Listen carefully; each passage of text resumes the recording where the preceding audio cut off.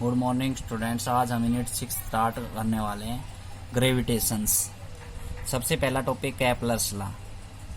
Kepler's law को हम planetary motion भी कहते हैं। इसके 3 प्रकार होते हैं कैपलर फर्स्ट लॉ क्या कहता है? Law of orbits. फर्स्ट को लॉ ऑफ ऑर्बिट्स भी कहते हैं और कैपलर का फर्स्ट लॉ भी कहते हैं। ये क्या है? कोविड-19 की वजह से कैपलर्स लॉ को हटा दिया गया है, फिर भी हम करवा रहे हैं। All planets as well as Earth revolves around the Sun in the elliptic orbit and Sun is stationary and one focus।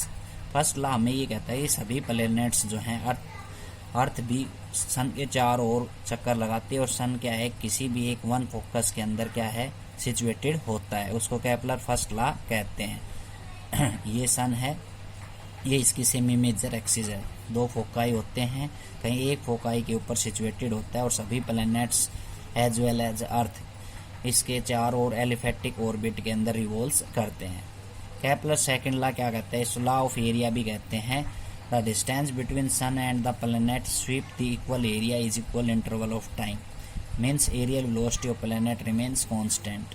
Kepler's law second law ये कहता है कि जो डिस्टेंस बिटवीन सन और प्लैनेट, सन और कहीं पे भी जो प्लैनेट है, मीन्स यहाँ पे प्लैनेट है, ठीक, स्वीप द इक्वल एरिया, वो एरिया क्या करता है? इक्वल एरिया स्वाइप करता है इक्वल इंटरवल ऑफ टाइम के अंदर, मीन्स उसकी एरियल वेलोसिटी सभी प्लैनेट की क्या रहती है? कांस्टेंट रहती है। ये कैपलर सेकंड लॉ है। इसका प्रूफ है छोटा सा कि हमने कोई भी 3 पॉइंट मान लिए प्लैनेट्स के, उनकी वेलोसिटी कांस्टेंट हमें प्रूव करनी है। तो in triangle O A B हमने ये लिए, ओ ए बी के अंदर हमने एरिया ऑफ ट्रायंगल लिया हाफ इंटू बेस इंटू में हाइट। तो हाफ इंटू में बेस उसकी क्या है? रेडियस r1 और वेलोसिटी हाइट v1 है, पहली इक्वेशन। Similarly area of triangle O C D कहीं पे दूसरा पॉइंट लिया, उसकी वेलोसिटी मान ली v2। तो वहाँ पे भी हमने क्या लेगा? Half into base into height. तो बेस उसका रेडियस r2 है और हाइट कितनी है? v2 वेलोसिटी है। ऐसे ही इन ट्रायंगल ओ पी क्या हो, तीसरी ट्रायंगल ली ओ पी क्या हो के अंदर वेलोसिटी v3 ले ली, रेडियस r3 ले ली, तो हाफ r3 इंटू v3। ठीक है। अब ये कह रहा है कि अगर इसकी एरियल वेलोसिटी क्या है? कांस्टेंट है, तो जो एरिया है वो भी इक्वल स्वाइप करता है सभी जगह। तो इक्वल स्वाइप करता है, 2 कोई भी इक्वेशन हमने इक्वल रख दी, तो आप से आप कैंसिल हो गया। r1 v1 is equal to r2 v2 आ गया। तो means v1 upon v2 is equal to r2 upon r1।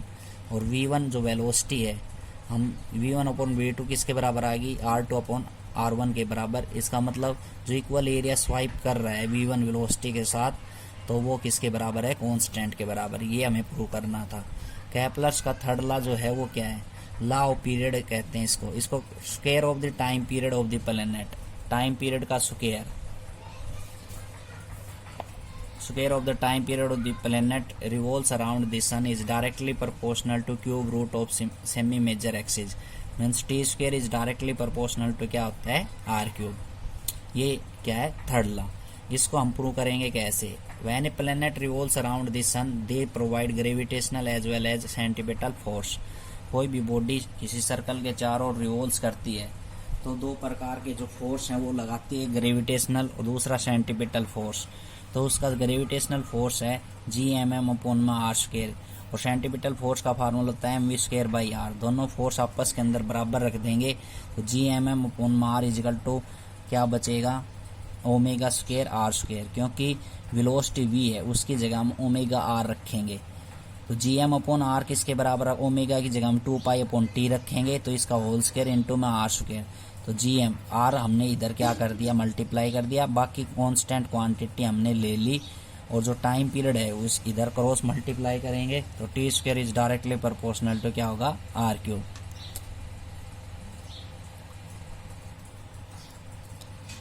तो T square is directly proportional to R cube, यही हमें प्रूव करना था।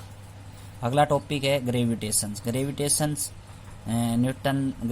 का नियम न्यूटन ने 1665 ईस्वी के अंदर दिया था। ठीक है, क्योंकि इसने इम्पोर्टेंट रोल अदा किया control the entire structure of the earth universe, पूरे ब्रह्मांड के अंदर कंट्रोल करने के लिए, initiating the birth of the star, और स्टार्स के बर्थ के बारे में। Gravitation is the name of force to exist between the 2 body of universe. Gravitation force का नाम होता है जो किसी दो बॉडी के बीच के अंदर लगता है।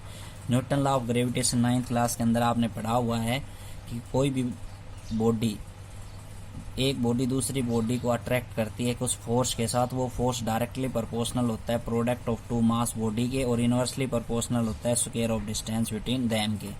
तो ये F is directly proportional to m1 m2 और F is directly proportional to inversely proportional to square of distance between them.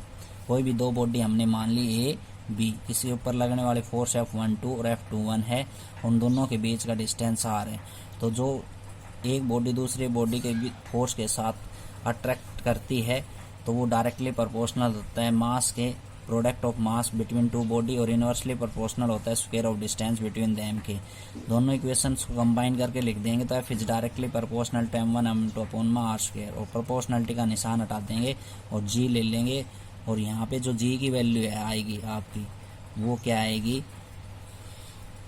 G है कांस्टेंट, इसको हम ग्रेविटेशनल कांस्टेंट कहते हैं, और इसके SI unit newton metre square पर किलोग्राम स्क्वायर होती है, और पूरे यूनिवर्स के अंदर ये सेम रहती है 6.67 × 10⁻⁻11।